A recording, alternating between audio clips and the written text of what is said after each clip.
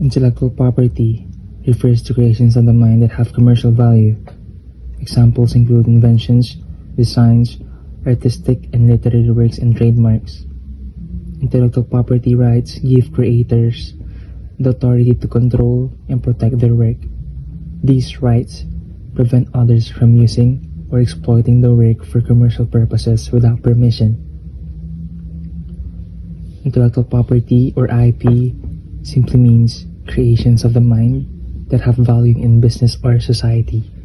This can be anything from an invention, a design, a book, a painting, or even a logo. To protect these creations, we have what we call intellectual property rights, or IPR.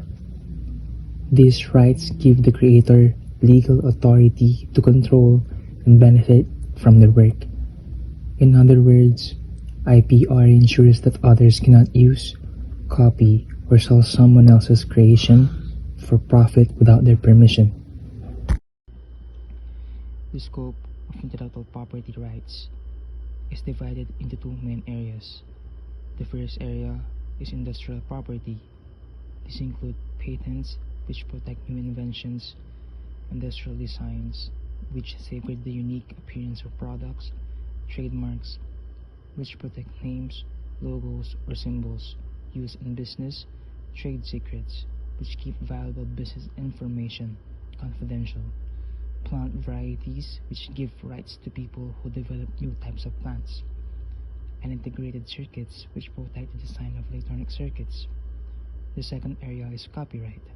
This applies to artistic and literary works such as books, music, films, and even computer software. In short, industrial property focuses more on inventions, designs, and business-related creations, while copyright focuses on artistic and creative works. Importance of IPR. Intellectual property rights are important because they protect the creation of the mind, such as inventions, designs, brand names, and artistic works. IPR encourages innovation by giving creators exclusively rights to benefit from their work. It also helps businesses build brand identity, maintain competitiveness, and prevent unauthorized use or copying. For society, IPR promotes technological progress, economic growth, and access to new products and services. One encourages innovation and creativity. IPR gives recognition and protection to inventors, artists, researchers, and creators. This motivates people to create new ideas, products, or artwork since they know their work is legally protected. 2. Safeguard the right of creators. IPR ensures that inventors, authors, and businesses get proper credit and financial rewards for their work. It prevents others from stealing or copying the creation. 3. Promote economic growth. By protecting inventions and creating work, IPR helps businesses stay competitive. Protected ideas lead to new industries, more jobs, and overall growth in the economy. 4. Encourages research and development. Companies and institutions are more willing to invest in research when they know their innovation will be protected. A strong IPR system drives technological progress and scientific discovery. Trademark. A trademark is a word, name, logo, design, symbol, slogan, or combination of this that distinguish the good or service of one company from those others. The Trademark Act 1999 is the law in India that governs trademark. It replaced the old Trade and Merchandise Marks Act 1958. A trademark is a simple word, phrase, logo, or design that identifies and distinguishes the good or service of one business from those of others. It helps build brand identify, prevents confusion in the market, and protects the reputation of a business. Trademarks gives legal rights to the owner to exclusively use the mark and stop others from using it without permission. Trademark used for unregistered trademarks to show that a word, phrase, or logo is claimed as a brand mark. 2. Service mark. Similar to TM or trademark but physically for services, banking, education, and consultancy. 3. Registered trademark. Used only when the trademark is officially registered with the government. It gives full legal protection. Duration of trademark. In most countries, including the Philippines under the Intellectual Property Code, a trademark is valid for 10 years from the date of registration. It can be renewed indefinitely for another 10 years each time as long as renewal fees are paid. Duration of service mark. In some older systems, service marks were granted protection for 17 years before requiring renewal. However, in modern practice, trademarks and service marks usually have the same duration, 10 years, renewal indefinitely. A trademark is protected for 10 years while a service mark can last up to 17 years. Both are renewable indefinitely, meaning their protection can continue as long as they are renewed on time. Hello everyone, today I will be discussing the copyright. Copyright is a form of protection given to the creators of original works of authorship. Applies to books, music, films, software, sculptures, etc. Copyright holders have exclusive right to use, distribute, and reproduce their works' duration usually lasts for the lifetime of the author plus 70 years. Visual example of copyrighted work is book, song, or etc. So ano nga ba ang copyright? Ang copyright is isang uri ng protection na ibinibigay sa mga creator ng original works of authorship. Ibig sabihin, kapag ikaw ang gumawa ng isang bagay na unique at original tulad ng libro, kanta, pelikula, software, or sculpture, may karapatan kang proteksyonan ito mula sa ibang tao na gagamitin o kopyahin ang iyong sariling gawa nang walang pahintulot. Paano mo ba ito magagawa? Kapag may copyright ang isang bagay, ibig sabihin ay ikaw ang may exclusive rights or eksklusibong karapatan na gamitin ang iyong gawa. And number 2, i-produce o i-kopyahin ito. And number 3, i-distribute ito o ipahamahagi sa iba. Halimbawa, kung ikaw ang gumawa ng isang kanta, ikaw lang ang may karapatang magtinda o mag-play ng kantang iyon sa mga concerts. Gaano katagal ang copyrights? Ang copyrights ay ng isang gawa ay tumatagal ng habang buhay ng author plus 70 years. Ibig sabihin, ang iyong mga anak o heirs ay maaari ring mag-control ng iyong copyrights kapag ikaw ay pumanaw na. Halimbawa ng copyrighted works, libro. Lahat ng mga original na libro ay may copyright. Musika, kung ikaw ay isang music composer, ang iyong kanta ay may copyright. Such as pelikula, lahat ng mga pelikula o short films ay may copyright.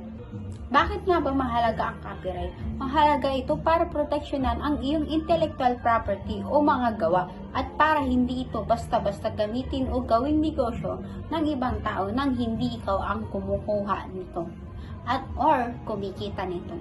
Next is patent. What is patent? A patent is an exclusive right granted for an invention that is novel, inventive, industrially applicable. Patents protect new inventions or technological processes. Duration, typically 20 years from the filing date, may vary. Examples, pharmaceuticals, machinery, and technological innovations. Visuals, examples of patented inventions, smartphone design, machine parts. Ano nga ba ang patent? Ang patent ay isang eksklusibong karapatan na ibinibigay para sa isang invention ng bago, makabago at maaaring magamit sa industriya. Kapag ikaw ay may patent, ikaw lang ang may karapatang gumawa, magbenta o mag-distribute ng iyong invention. Patents ay nagbibigay protection para sa mga bagong invention o technological sa proseso. So, kung may bagong produkto kang na-imbento na hindi pa nagagawa ng iba, pwede mong kunin ang patent para dito. Duration.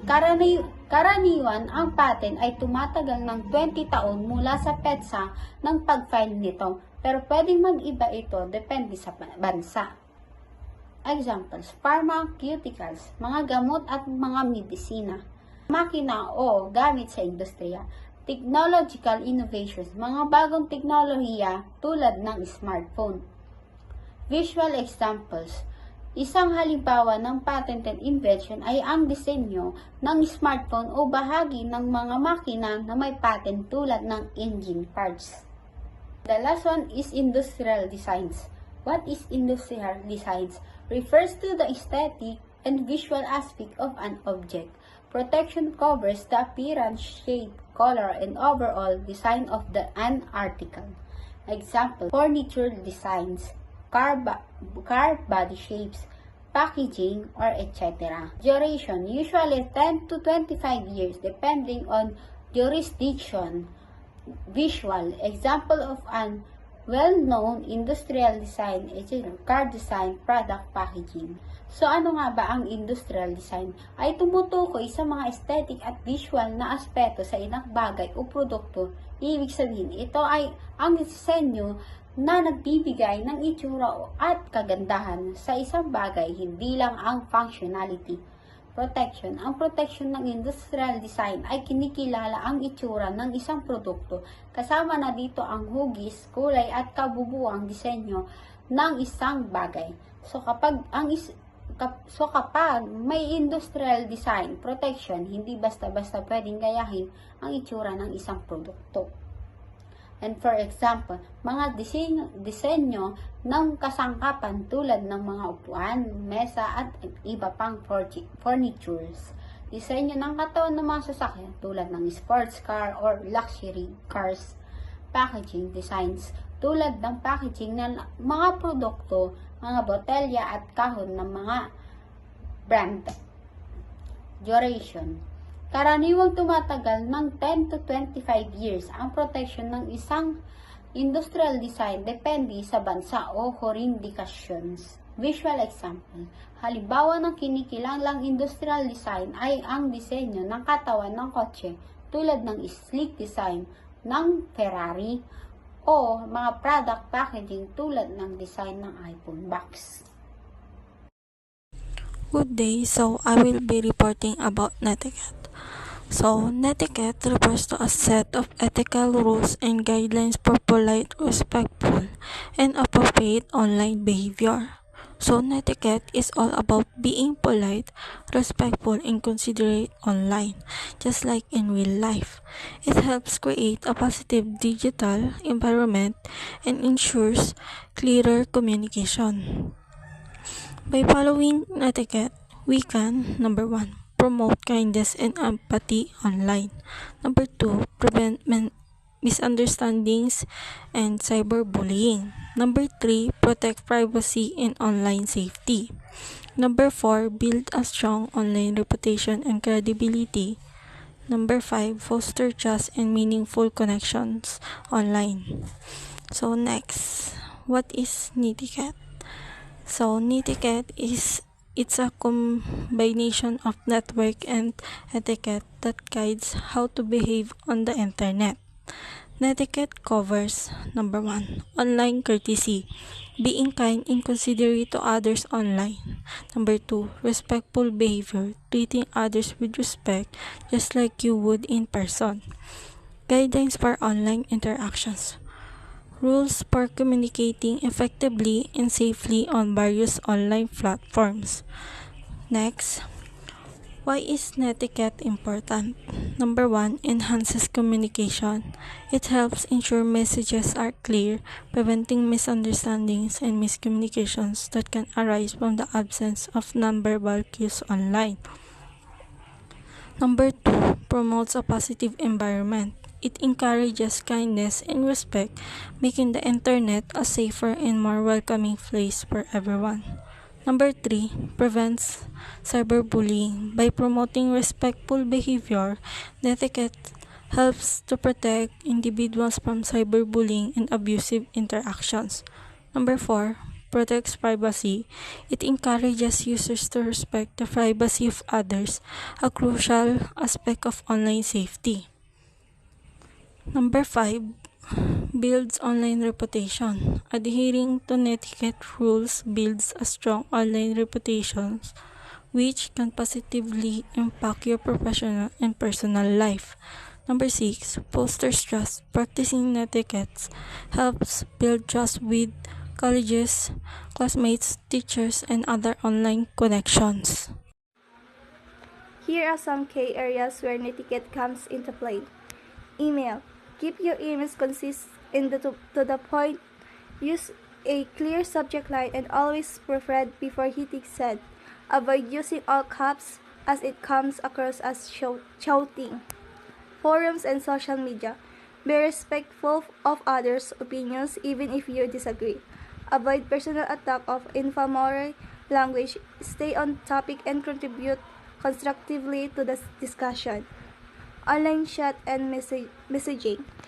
Be mindful of response times. Not everyone is available 24/7. Use emojis and shorthand carefully, as they can sometimes be misinterpreted. Video conferencing. Mute your microphone when you're not speaking to avoid background noise. Be aware of your background and appearance. Make eye contact with the camera to engage with others.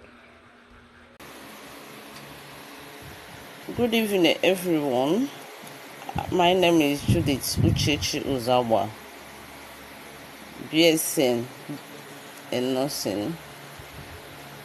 My topics today are informatic application in evidence-based nursing practice, electronic health records, EHR in nursing practice. An electronic health record, EHR, is a digital version of a patient's medical history maintained by healthcare providers. Over time, it included information such as demographic, progress notes, medication, vital signs, past medical histories, immunizations, lab data, and the audiology reports. EHRs are widely used to improve effective safety and the quality of patient care. EHRs help nurses in different processes of the nursing process: assessment, diagnosis, planning, implementing, and the evaluating, while also improving communication among healthcare teams. Assessment. Nurse can record and assess patient admission data through the EHR system.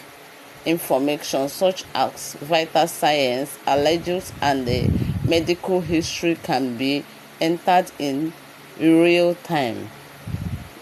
EHRs often include promotes of checklists to ensure complete documentation, reducing the risk of missing important details. Nursing diagnosis EHR system may suggest possible using nursing diagnosis based on entered patient data such as abnormal lab results or reported symptoms, while the nurse still use clinical judgment. The EHR provides helpful references to support accurate and timely diagnosis planning. EHRs allow nurses to create individualized care plans by selecting appropriate nursing intervention and the expected outcomes. The system can also display evidence-based guidelines and track progress, helping to ensure the care goals are realistic and measurable. Implementing EHRs streamlining nursing intervention by generating automatic reminders for medication administration, wound care, or other treatments. They also allow instant communication with other departments such as pharmacy or laboratory, making implementation faster than more accurate evaluation. EHRS help evaluate patient outcomes by displaying things in digital science, lab results, and the progress notes. Nurses can earlier compare current and the past data, helping them decide whether care plans need to be continued, modified, or stopped. Thank you, class. Introduction to clinical pathways. Clinical pathways are standardized, evidence-based care plans. They are designed to guide healthcare professionals, especially nurses, in treating specific conditions effectively. These pathways ensure consistent, high-quality care by using the latest research. Informatics plays a vital role through tools like, first, computerized nursing care plans, and the second, digital clinical pathways. Here are benefits of using clinical pathways. Improves team coordination across different departments. Automates routine processes, which saves time and reduces human errors. Allows tracking of patient outcomes, helping adjust care as needed.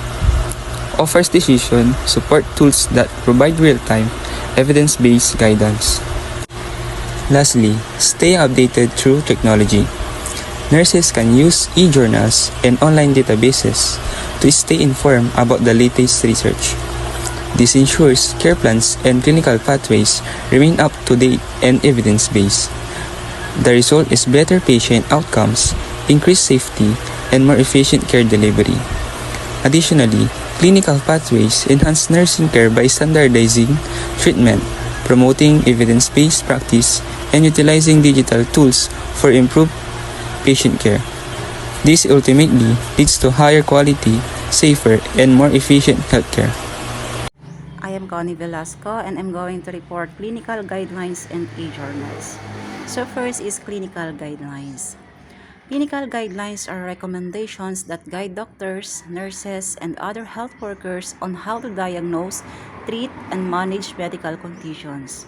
They are also evidence-based, meaning they are made from research and studies, and they help ensure patients get safe, effective, and consistent care. So a good example of this is the clinical guidelines for pneumonia. It first explains how to confirm the diagnosis through examination and chest x-ray. Then, it gives clear instructions kung anong antibiotics ang gagamitin like amoxicillin for mild cases or intravenous ceftriaxone for severe cases like that. It also specifies the duration, usually 5 to 7 days po para ma-avoid natin yung antibiotic resistance na sinasabi. And syempre, to make sure that the infection is fully treated. So, and it may also recommend supportive care such as oxygen para sa mga nahihirapang huminga and fluids to avoid dehydration. And also, it reminds health workers to schedule follow-up visits, and this way, treatment is standardized, effective, and safe for the patient. Next is purpose of clinical guidelines. So the purpose is to improve the quality of care for patients, to make treatments consistent across different hospitals and clinics, to support evidence-based practice instead of relying only on personal experience, and to reduce errors and variations in treatment. Ang example po nito is if all hospitals follow the same diabetes guidelines, then patients will always get the same high-quality care. Because the guidelines explains how to test for diabetes, what medicines like metformin or insulin to give, and how to prevent po yung complications. So this means that whenever a patient goes to either big city hospital or a rural clinic or mga community ganon, so they will still get proper, safe, and effective treatment. Next is the development of clinical guidelines. So guidelines can be developed locally or internal guidelines. So this is created by hospitals or clinics for their own staff. And second one is nationally or regionally. So these are external guidelines that created by health organizations or government for wider use. For example, a hospital may create its own infection control rule, and this could include specific hand hygiene rules such as washing hands before and after patient contact, using alcohol-based sanitizers, and wearing gloves when needed. So, these internal guidelines are tailored to the hospital setting, resources, and patient population. So, on the other hand naman, the World Health Organization or the WHO issues international guidelines that apply on a much larger scale. So, for example, during the COVID-19 pandemic, so WHO released global recommendations on mask wearing, yung physical distancing, mga testing protocols, quarantine procedures, and yung mga bakuna or the vaccination. So, these guidelines were designed to guide all countries in a coordinated way to control the spread of the virus.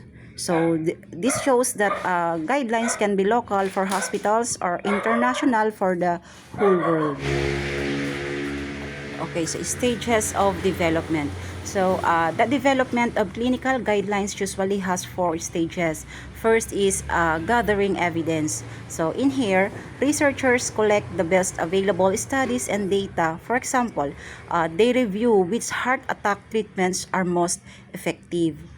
Okay, second stage is drafting guidelines. So, in here, experts writes recommendation based on the evidence. So, an example of this is the cardiologist may agree on the safest emergency steps for heart attack patients. And the third is testing the guidelines.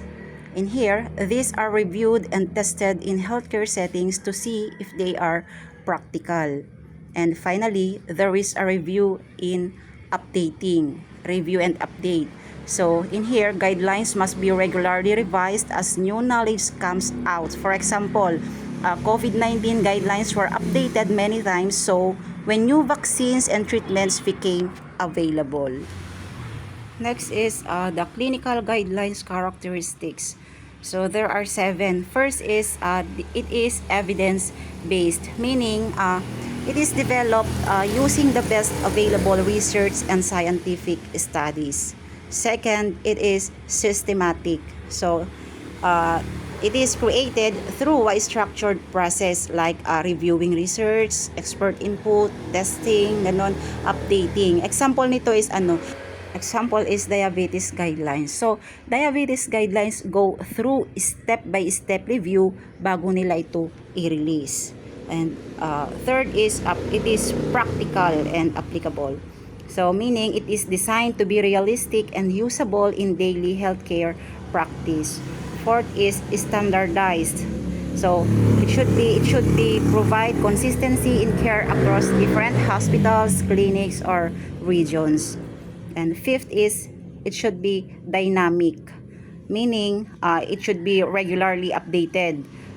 It should be revised as new medical knowledge, treatments, and technology become available. Sixth is patient-centered. So, meaning it should be focused on improving patient outcomes, safety, and satisfaction. Example, yung cancer care guidelines. So, yung cancer care guidelines emphasize both effective treatment and quality of life. And seventh is the multidisciplinary. So, it is developed for and used by different healthcare professionals like doctors, nurses, and pharmacists. Example, asthma guidelines cover rules for nurses in education, doctors naman in prescribing ng medication, and pharmacists in medication monitoring. Okay, now let's proceed po to e-journals. Okay, so e-journals are very useful because it provides quick and easy access to updated nursing information, which is useful for both students and healthcare professionals. For example, a nursing student can easily download the latest research on diabetes care for class assignments. And next is they reduce the cost and storage problems associated with printed journals. So instead of keeping many books, a student can store hundreds of journals in one laptop. However, ang disadvantage naman nito is the need of internet connection and the possibility of limited access due to subscription fees. So, kung may internet connection ka, you can access anytime, anywhere. Pero kung wala kang internet connection, limited lang or di ka makaka-access since may subscription fees yung ibang e-journals. Okay, now let's talk about what is patient safety in nursing journals. So, patient safety is a key concept in nursing that focuses on preventing errors and harm to patients during healthcare delivery. Next is research in nursing journals highlights the importance of safe practices such as accurate medication administration, infection control, and effective communication among healthcare teams. And studies aim to improve safety protocols in hospitals and identify areas where nursing education can strengthen patient safety awareness. So in here, patient safety is all about preventing errors and protecting patients from harm during healthcare. In nursing, this includes safe practices like giving the correct medication, preventing infections, and maintaining clear communication among healthcare workers. So for example, checking the 10 rights of medication like right patient, right drug, right dose, right route, right time, right administration, and yung ibang other rights pa. So this rights helps avoid dangerous errors. So, nursing journals provide studies that show how education and training can improve patient safety, especially in hospitals and clinics.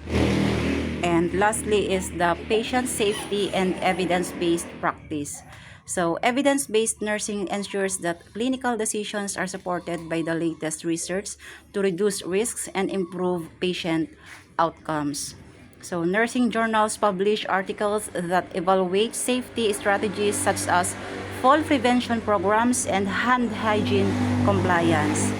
And by applying evidence-based safety guidelines, nurses can provide high-quality care and minimize preventable errors. So, this means that nurses rely on the latest research to guide their care and ensure safety. For example, journals publish studies about fall prevention, proper hand hygiene, and safety protocols. So, a study may show that patients who use non-slip socks and bed alarms have fewer accidents in hospitals. And another study may highlight how consistent hand washing reduces infection rates. And by applying these evidence-based guidelines, nurses can reduce risks and provide better care for their patients. So overall, e-journals help us stay updated and improve the quality and safety of nursing practice. So, yun lang po yung report ko and thank you. One take lang to ha.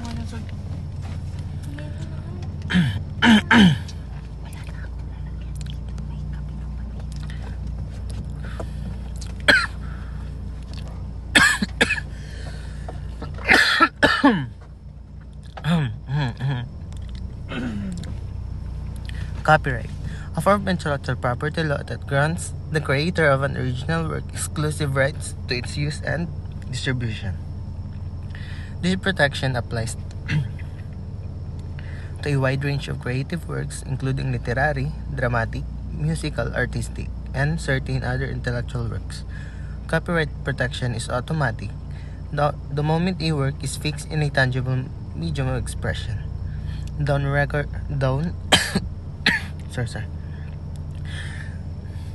Recorded, painted, it is copyrighted.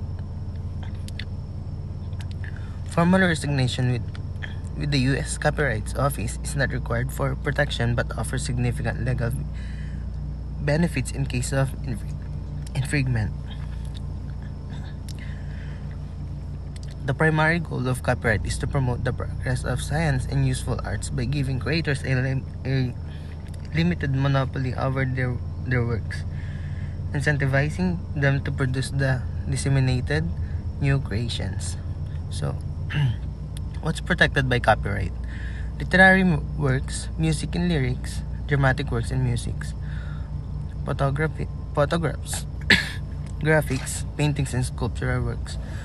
motion pictures and other audiovisual works, video games and computer software, audio recordings, architectural works, and what's not protected by copyright, unfixed works that have not been recorded in a tangible fixed form, works in the public domain, titles, names, short phrases and slogans, ideas and facts, processes and systems, federal government works.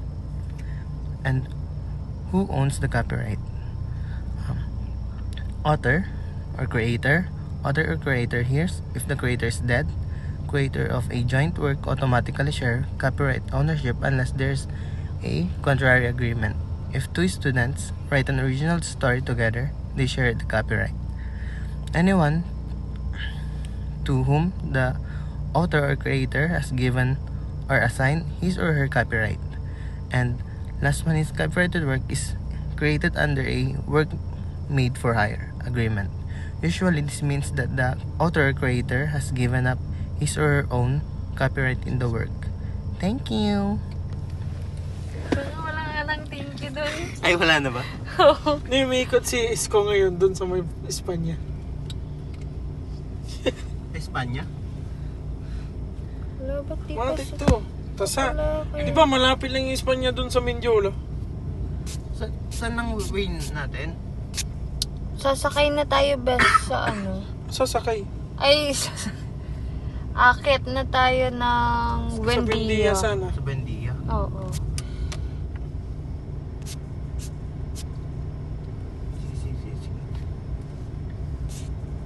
Ito yung kulang. Bakit hindi siya kaya visible? Ito, ano ba itong ibig sabihin ng may mata na yan? Hindi pa siya visible. Hindi pa siya tapos yung may yan. part. Ha? Kung yung may part niyan, inano niya na. Masking sa akin kanina, di ba hindi pa nag- Kupal naman tong sila Vice Ano ganda. to eh? Paano ko iayos to eh? Kanina ba yun sa'yo? Oo. Kaya pala hindi lumabas.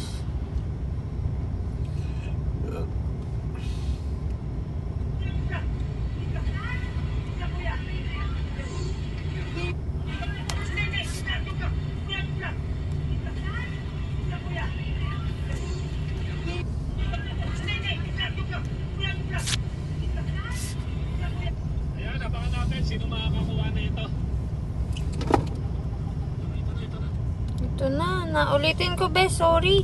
Yung akin.